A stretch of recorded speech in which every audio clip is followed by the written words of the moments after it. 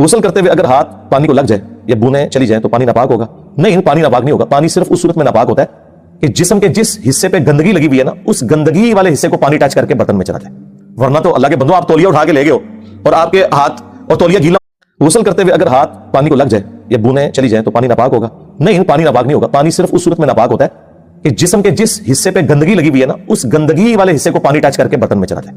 ورنہ تو اللہ کے بندوں، آپ تولیہ اٹھا کے لے گئے ہو اور آپ کے ہاتھ اور تولیہ گیلا ہو یا ہاتھ گیلے ہو تو تولیہ ناپاک ہو جائے گا؟ نہیں. بخاری مسلم حدیث ہے، اما عائشہ کہتی ہیں نبی علیہ السلام مسجد میں تھے، اعتکاف بیٹھے ہوئے. آپ نے مجھے مسجد میں دروازہ کھلتا تھا نا حجرے کا، آپ نے مجھے اندر سے کہا کہ عائشہ مجھے میرا بستر پکڑا دو. میں نے کہا یا رسول اللہ میں حیض سے ہوں. تو فرمایا عائشہ حیض تیرے ہاتھوں میں تو نہیں گھس گیا؟ بخاری مسلم حدیث ہے، اما عائشہ کہتی ہیں میں حالت حیض میں ہوتی تھی اور حضور میرے گود میں سر رکھ کے قرآن بھی پڑھتے تھے. ماشاءاللہ کتنی خوش نصیبی ہے سیدہ عائشہ سلام اللہ علیہا کی. اور دوسروں نے ایک مسئلہ بھی بتا دیا کہ یہ نجاست حکمن ہے، حقیقتاً نہیں ہے. کئی لوگ پوچھ رہے ہوتے ہیں جی عورت حیض سے ہے تو وہ اب دودھ پلائے بچے کو یا نہ پلائے، آٹا گوندے یا نہ.